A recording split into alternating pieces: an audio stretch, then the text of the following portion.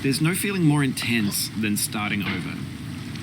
If you deleted your homework the day before it was due, as I have, or if you left your wallet at home and you have to go back after spending an hour in the commute. If you won some money at the casino and then put all your winnings on red but it came up black.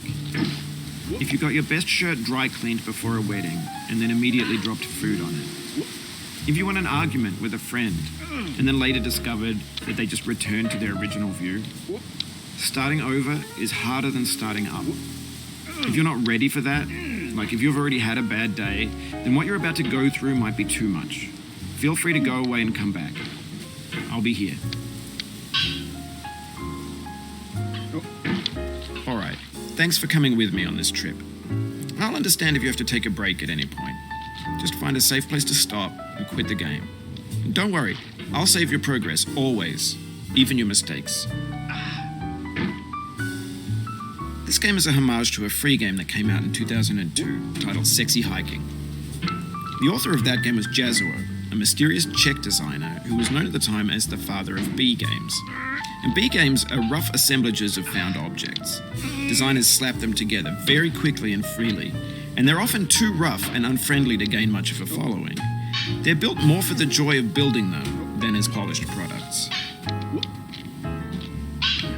In a certain way, Sexy Hiking is the perfect embodiment of a B game. It's built almost entirely out of found and recycled parts, and it's one of the most unusual and unfriendly games of its time. In it, your task is simply to drag yourself up a mountain with a hammer. And that act of climbing, in the digital world or in real life, has certain essential properties that give the game its flavor. No amount of forward progress is guaranteed. Some cliffs are too sheer or too slippery. And the player is constantly, unremittingly in danger of falling and losing everything. Anyway, when you start Sexy Hiking, you're standing next to this dead tree that blocks the way to the entire rest of the game. It might take you an hour to get over that tree, and a lot of people never got past it. You prod and you poke at it, exploring the limits of your reach and your strength, trying to find a way up and over. And there's a sense of truth in that lack of compromise. Most obstacles in video game worlds are fake. You can be completely confident in your ability to get through them once you have the correct method or the correct equipment or just by spending enough time. In that sense, every pixelated obstacle in Sexy Hiking is real. The obstacles in Sexy Hiking are unyielding, and that makes the game uniquely frustrating. But I'm not sure Jazuo intended to make a frustrating game. The frustration is just essential to the act of climbing, and it's authentic to the process of building a game about climbing. A funny thing happened to me as I was building this mountain. I'd have an idea for a new obstacle, and I'd build it, test it, and it would usually turn out to be unreasonably hard. But I couldn't bring myself to make it easier.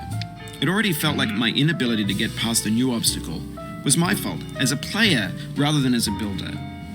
Imaginary mountains build themselves from our efforts to climb them, and it's our repeated attempts to reach the summit that turns those mountains into something real. When you're building a video game world, you're building with ideas, and that can be like working with quickset cement. You mold your ideas into a certain shape that can be played with, and in the process of playing with them, they begin to harden and set until they're immutable, like rock. And at that point, you can't change the world. Not without breaking it into pieces and starting fresh with new ideas. For years now, people have been predicting that games would soon be made out of prefabricated objects, bought in a store and assembled into a world. And for the most part, that hasn't happened, because the objects in the stores are trash. I don't mean they look bad or that they're badly made, although a lot of them are. I mean they're trash in the way that food becomes trash as soon as you put it in the sink. Things are made to be consumed and used in a certain context, and once the moment is gone, they transform into garbage. In the context of technology, those moments pass by in seconds. Over time, we've poured more and more refuse into this vast digital landfill that we call the internet. It now vastly outnumbers and outweighs the things that are fresh and untainted and unused. when everything around us is cultural trash, trash becomes the new medium, the lingua franca of the digital age. And you can build culture out of trash. But only trash culture. B games, B movies, B music, B philosophy. No. Maybe this is what digital culture is. A monstrous mountain of trash, the ash heap of creativity's fountain. A landfill with everything we ever thought of in it. Grand, infinite, and unsorted.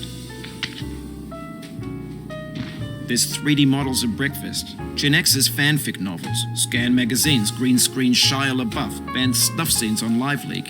Facebook's got lifelike bots with unbranded adverts and candid shots of Kanye and Taylor Swift mashups, car crash epic failed GIFs, Russian dashcam vids, discussions of McRibs, discarded, forgotten, unrecycled, muddled, rotten, untitled. Everything's fresh for about 6 seconds, until some newer thing beckons, and we hit refresh. And there's years of persevering, disappearing into the pile, out of style, out of sight. In this context, it's tempting to make friendly content that's gentle, that lets you churn through it but not earn it. Why make something demanding if it just gets piled up in the landfill, filed in with the bland things? When games were new, they wanted a lot from you. Daunting you, taunting you, resetting and delaying you. Players played stoically. Now everyone's turned off by that. They want to burn through it quickly. A quick fix for the fickle, some tricks for the clicks of the feckless. But that's not you, you're an acrobat. You could swallow a baseball bat. Now I know, most likely you're watching this on YouTube or Twitch, while some dude with 10 million views does it for you. Like a baby bird being fed chewed up food. That's culture too. But on the off chance that you're playing this, what I'm saying is, trash is disposable, but maybe it doesn't have to be approachable. What's the feeling like? Are you stressed? I guess you don't hate it if you got this far. Feeling frustrated? It's underrated.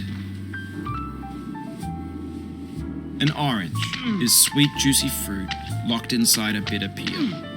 That's not how I feel about a challenge. I only want the bitterness. It's coffee. It's grapefruit. It's licorice. It feels like we're closer now. Composer and climber, designer and user. You could have refused, but you didn't. There was something in you that was hidden, that chose to continue.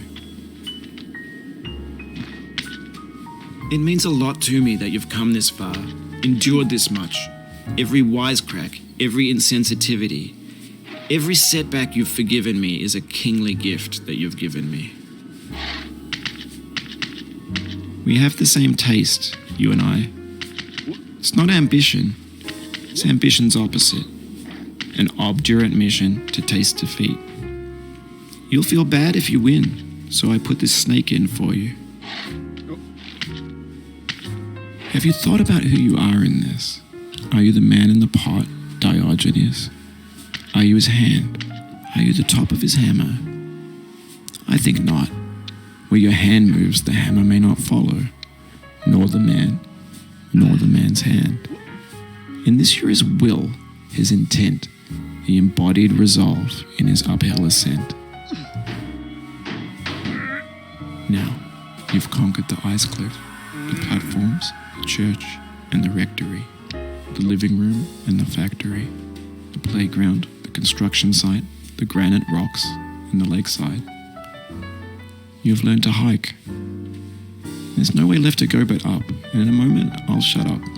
But let me say, I'm glad you came. I dedicate this game to you, the one who came this far. I give it to you with all my love.